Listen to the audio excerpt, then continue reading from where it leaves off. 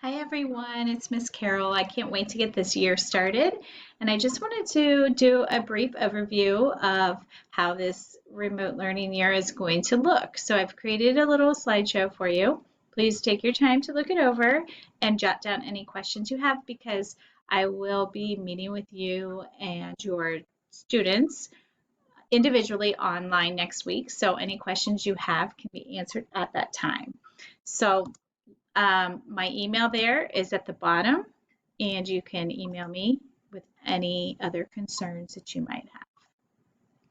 Here is a brief overview of our schedule. We will be doing whole group lessons for language arts, math, science, and social studies, as well as small group for language arts and math. And if your child is invited to a small group session, you will know that ahead of time. And we do expect that they will attend all whole group sessions as well as any small group sessions to which they are assigned. Class expectations for remote learning are the same as in a classroom. We expect you to have respect for yourself, others, and property, including facial expressions, words, in making sure you're taking care of your belongings so you can do your best with your work. The students will receive grades. One of the grades will be a weekly participation grade. The assignments that they are given, most of them will be graded. Some of them will not, but most of them will. And they will have exit tickets, quizzes, tests, projects, etc. So all those grades will be found in PowerSchool. So make sure that you have your PowerSchool account set up and that you have access to it. If you do not have access to PowerSchool, please let me or let Peggy in the office know, and we will make sure that gets taken care of.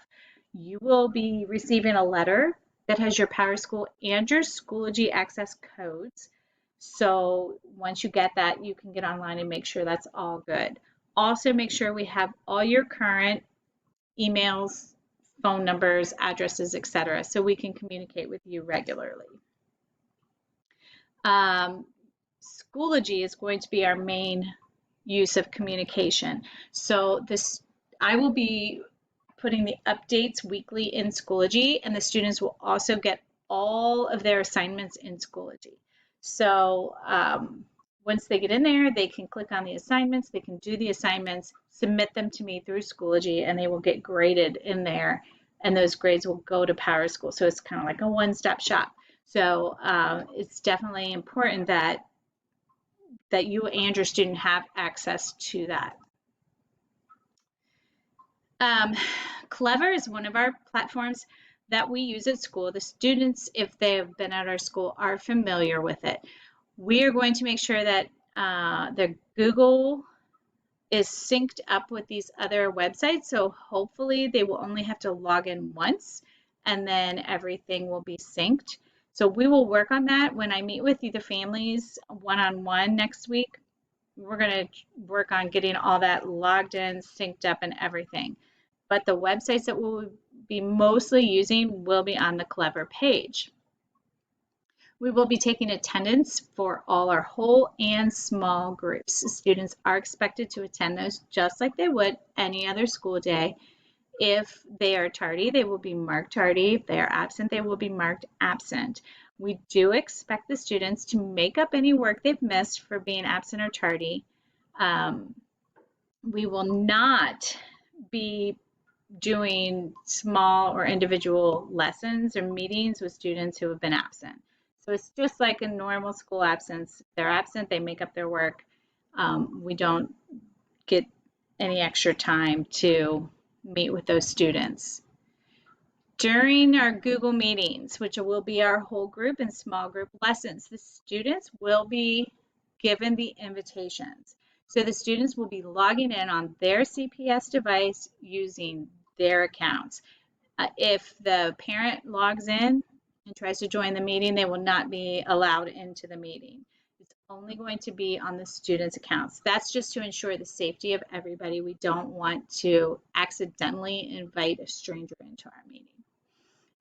We will have signals for the students to raise their hands and make sure that everybody is respectful of that, so we don't have everybody speaking at once. And we'll go over all that the first first 2 weeks of school, so everybody knows the expectations and the procedures, and we can have an engaging and successful class.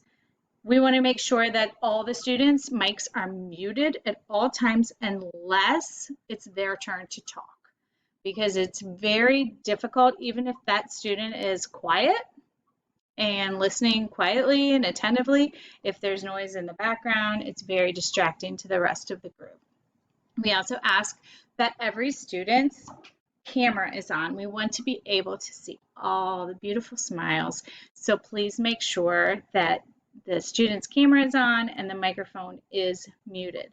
I will be sure to provide breaks for bathrooms and just getting out our wiggles and all the stuff we would normally have breaks for in the classroom. There are some extensions that you can download on your student's device in the Google Chrome, and one is called Google Nod, and that allows the student to react. And the other is the grid view, and that allows the student to see everybody in the class at one time. The websites we will be using mostly are Google, Clever, RazKids, ReadWorks, SumDog, BrainPop Junior, and our new one is called iReady, which is our new math curriculum. So the students will be receiving their login information for that. And again, most of them will be accessible through Clever. During the remote learning period, we will not be assigning homework, but I do ask that your child read for at least 15 minutes a day. If you do not have access to new books, certainly get online and use RazKids or ReadWorks. They're great places to read independently. The first 2 weeks of school, I will be collecting some data on the students. So it won't be the normal schedule of whole group language arts, whole group math, whole group science and social studies. It's going to be a lot of one-on-one assessments. I will be doing dibbles on each student. There is a math assessment the students will be taking. Those are to get baseline data, so I know where everybody's at, so I can get the instruction set for the students at their levels.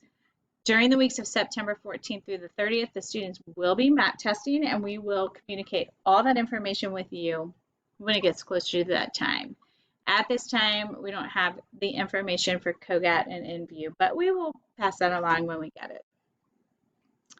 Lunch will be provided on Wednesdays from 12 to 4 at Hyde Park School. If you qualify for the free lunch, you will have been provided a card, and you can bring that with you.